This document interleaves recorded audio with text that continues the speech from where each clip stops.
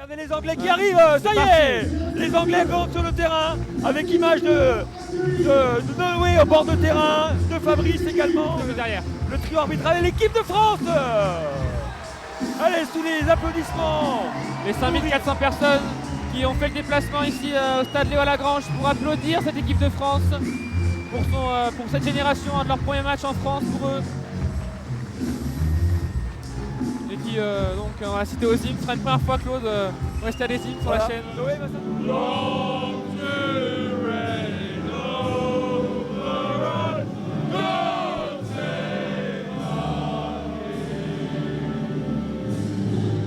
Ah là là, quelle ambiance, quelle ambiance.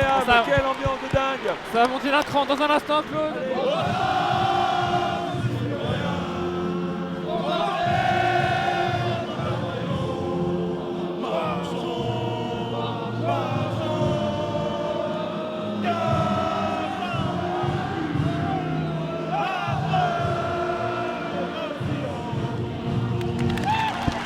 Et la Marseillaise donc chantée par les 5400 personnes présentes ici au stade Léo Lagrange.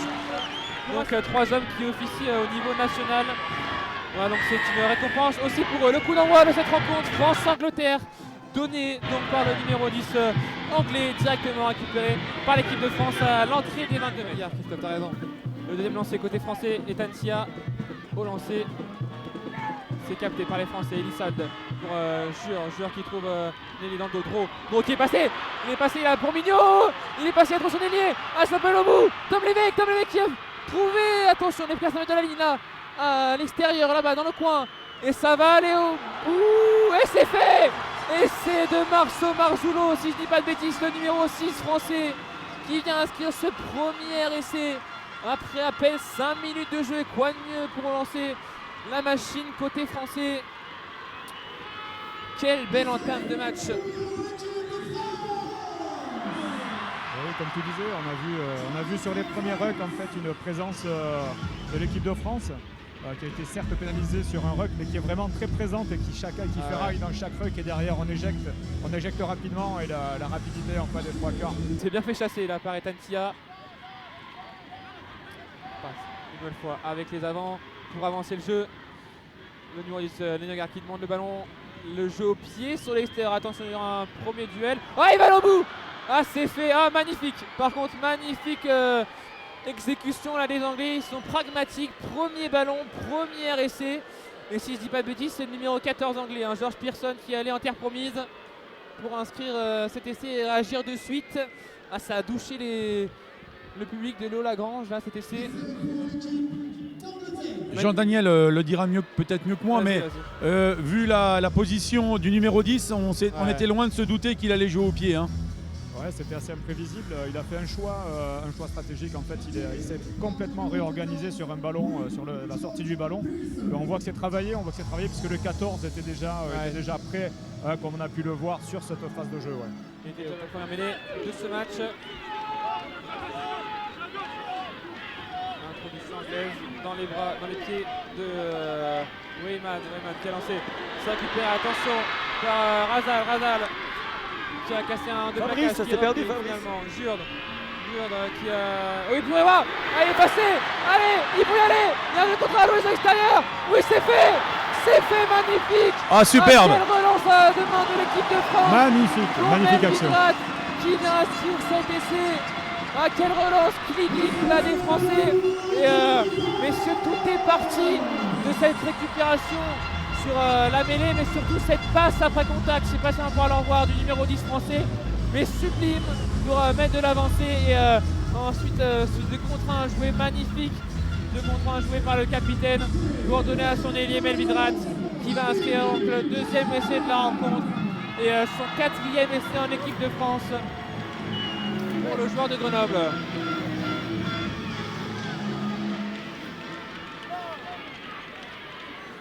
Et ben en tout cas, messieurs, on n'est pas dépourvu d'essai pour le moment. Et on est sanctionné côté anglais. Ça va jouer. C'est joué rapidement, attention. Non, il était pas attendu. On va passer par le numéro 14, Rats, qui est Navi, qui n'est pas repris finalement si. Après avoir évité un et deux plaquages. Jurde qui libère, il va tout seul. Il va poigner par ses soutiens. Ah oui, c'est fait. Il est passé. Il va aller au bout. Ah oui, magnifique. Et c'est français. Roméo Martin Bonnard qui vient inscrire le 3e essai français. Alors je peux vous dire que la 3e ligne des Bleus, elle est ultra présente sur tous les ballons. Parce que ça part de Marceau Marzullo qui prend ce ballon. Il n'y avait personne pour protéger le ruck. Il s'est extirpé, il en a profité et 2 contre 1 à jouer sur l'arrière. Et c'est magnifique, c'est du rugby simple, messieurs. Oui, absolument. Et comme disait Christophe, en fait, la 3e ligne française est absolument impressionnante en bord de terrain. C'est un plaqueur, un gratteur, on plaque. Et c'est impressionnant. Sincèrement, ils font un boulot phénoménal.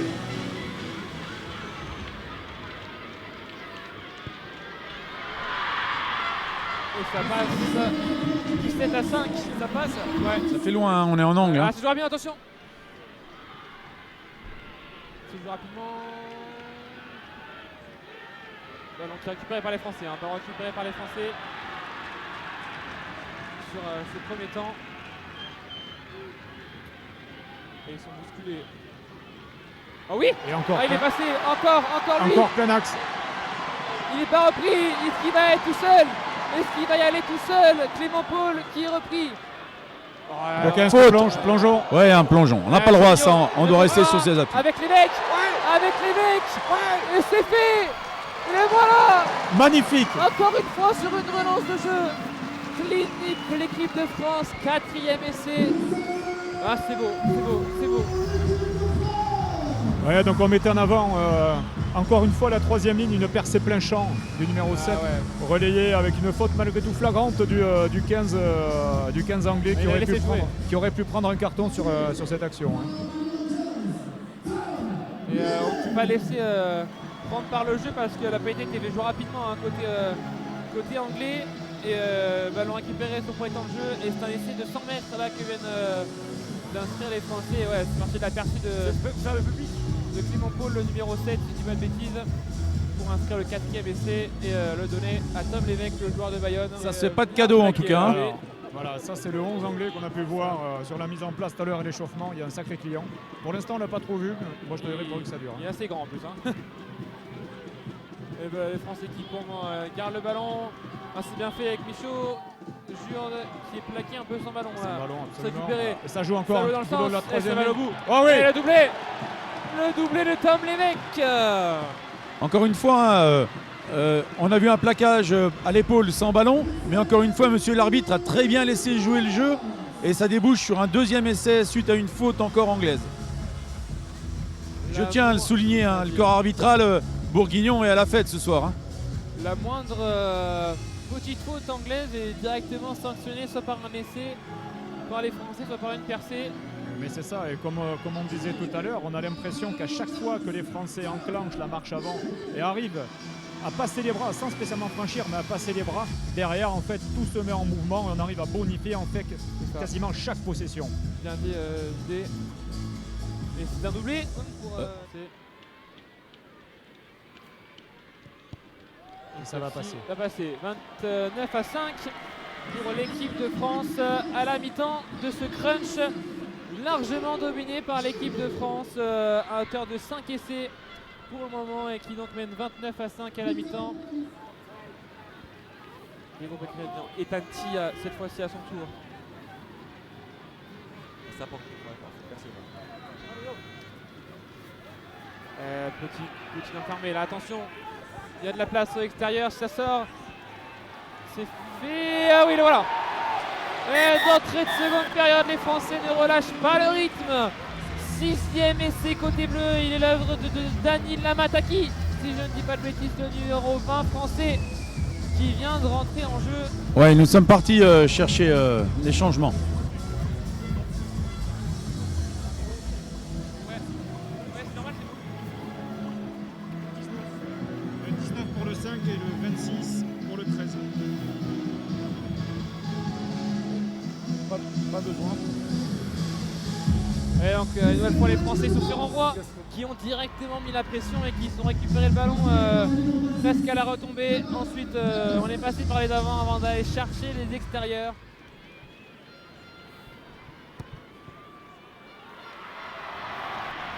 Ouais, magnifique. C'est bon, ça passe. Et vous avez vu ce qui est marqué les gars ou pas en bas? C'est un deuxième Quatrième carton. pénalité, ouais, absolument contre les Anglais. Venait à avoir lieu.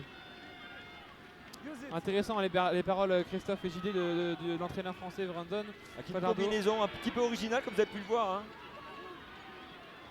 On tente des choses du côté de l'équipe de France avec des combinaisons variées, avec une pénalité jouée dos à la défense anglaise, qui est assez originale. Ouais, c'est fait. Il va falloir passer par un temps côté français. Et c'est fait, et c'est. C'est magnifique. Et c'est français. Un passe de collectif là, inscrit par les Français. Alors sur le bord du terrain, ce qu'on peut vous dire, c'est que ce n'est absolument pas un match amical. Comme on disait en début de partie, l'équipe de France avait perdu une quarantaine de points sur leur précédente rencontre contre les Anglais. 41-0. Là, on est à 41-5 et je ne vous cache pas que on voit que l'objectif est vraiment de passer un maximum de points et de réussir le match avec une certaine plénitude. Ouais. Et effectivement, Un nouveau changement, le 9 par le 22. c'est ça, la sortie de Gabriel Elissalde, le joueur du Biarritz Olympique. Ça a passé, 43-5 pour l'équipe de France. On a passé la barre des 40 points côté français. On va voir, ça va jouer en cash et on va Regardez, ouais, avec cette combinaison, doit la défense. C'est fait. Ah, bien joué, c'est au bout. Et le voilà. Oh, magnifique. Hey. Oh, c'est magnifique. superbe. Quel lancement. Et c'est de Rémi Moulan qui vient de rentrer pour sa première sélection, le joueur d'Agen, qui inscrit donc son premier essai. Célébré par tous ses partenaires avec son casque bleu.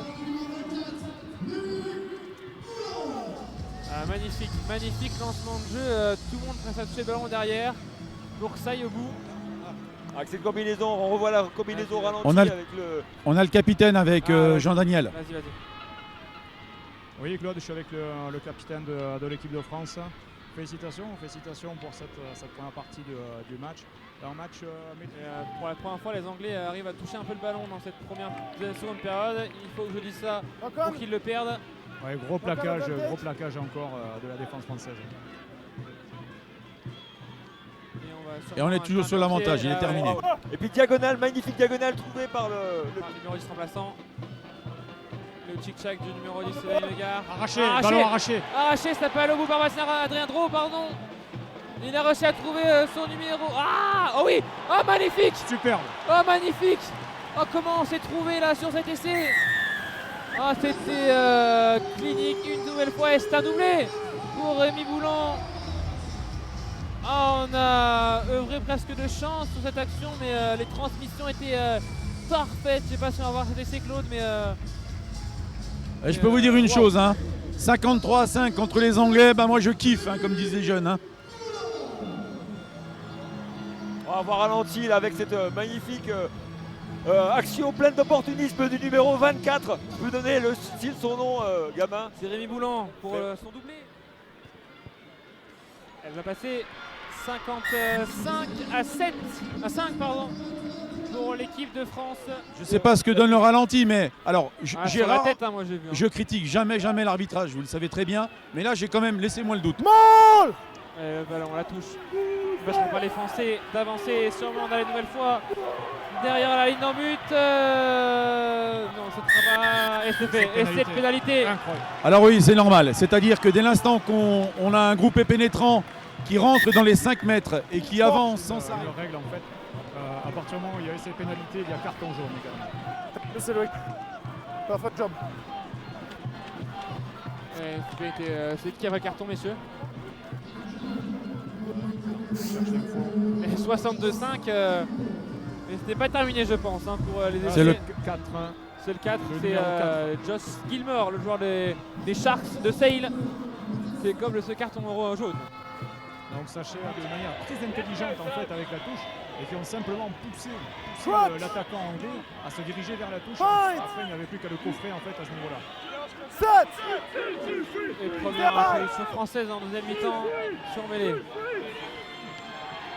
lancement. En première intention, on a attaqué la zone du 10 et on les paye. Du côté français. Jacker is good. joue 8, attention, il va sûrement aller au bout. Ouais, c'est fait essai anglais. Ouais, Ils c'est- viennent un peu sauver la mise dans cette seconde période parce qu'on ne peut pas dire qu'ils ont été très très bons, un peu même largement diminués. Bon, Et, c'est compréhensible du côté bleu, mais on a été un peu attentiste hein, oui, sur oui. ce coup-là. Hein. C'est qui marque, messieurs? Le numéro 9. 21. C'est Joe Davis, le joueur du Newcastle, qui a inscrit cet essai. Et donc les Anglais auront au moins inscrit un essai en seconde période.